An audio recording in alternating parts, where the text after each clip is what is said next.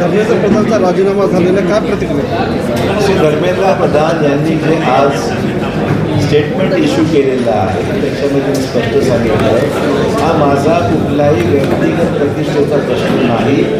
देशाच्या तरुणाईला कुठल्याही कायदेशीर कटकटीमध्ये होऊ इच्छित नाही आणि सिस्टममध्ये अधिक पारदर्शकता आणण्याच्या दृष्टिकोनातून त्यांनी आपलं स्वतःवाद या ठिकाणी केलेलं आहे. आणि सार्वजनिक जीवनामध्ये त्यांनी सुरुवात जी केली ती विद्यार्थी दशेपासून केलेली आहे. त्यामुळे त्यांनी आपल्या भूमिकेबद्दल स्पष्टता दिलेली आहे आणि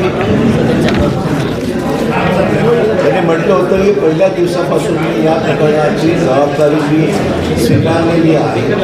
गुणवंत विद्यार्थ्यांचे भवितव्य परीक्षा माफियामुळे खराब होऊ देणार नाही, कोणत्याही विद्यार्थ्यांना अन्याय होऊ देणार नाही हा माझा संकल्प होता. आणि विद्यार्थ्यांना भडकवण्यासाठी जबाबदार पदावर बसलेल्या व्यक्तींनी अडथळे आणण्याचा प्रयत्न केला. त्यामुळे मी अत्यंत व्यथित झालेलो आहे.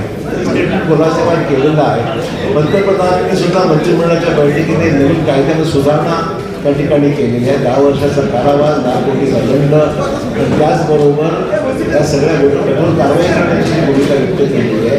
तो नवीन कायदा आता अस्तित्वात येतो आहे, मंत्रिमंडळाने मंजुरी दिलेली आहे, सभागृहामध्ये मांडला जाईल, त्यावर चर्चा होईल.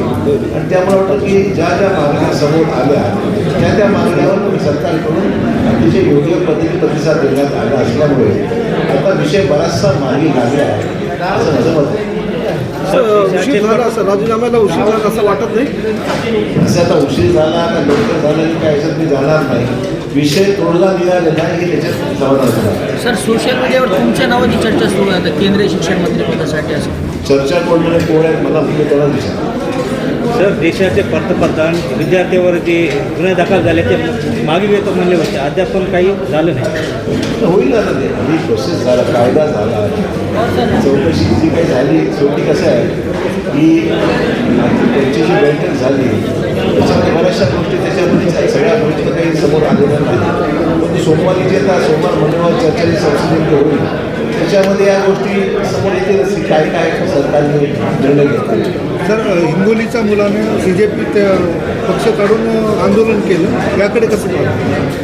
ठीक आहे ना, जसं की कोणाला कुठल्या पक्षाचं समर्थन करायचं हा व्यक्तिगत प्रश्न आहे, केला असेल. भाजपाला आव्हान राहणार का?